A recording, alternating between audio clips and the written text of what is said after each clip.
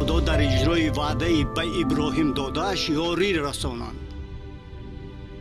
با عنعنه محلی پیروی نموده سارا کنیزکش هاجر را به ابراهیم داد.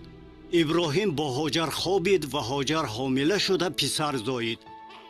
او را اسماعیل نامیدند. بعد 13 سال وقتی که ابراهیم 99 و سارا 89 ساله بود، خدا باز به آنها ظاهر شد.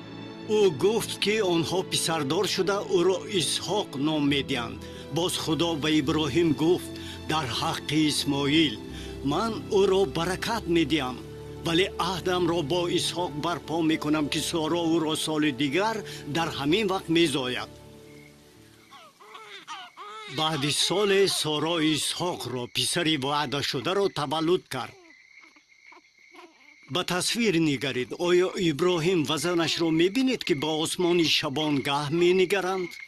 آنها خدا را برای وفاداری شکر میگویند. دیرتر هاجر و اسماعیل رانده شدند، اما خدا با آنها نیز مناسبت نیک داشت. در مدتی که بچه در بیابان فاران و وایه می رسید، خدا با او بود. او کمانکشی با تجربه شد و مادرش برای او زنی جوانی از مصر گرفت.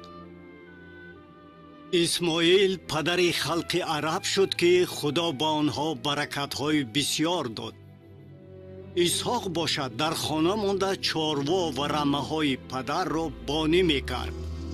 گاه اسحاق با پدر در انتخاب بره سالم کشتن و در قربانگاه برای گناه‌ها سوزاندن یاری می‌داد. اما اسحاق و پدر او تصور نمی‌کردند که خدا چه قربانی را طلب کردنی بود.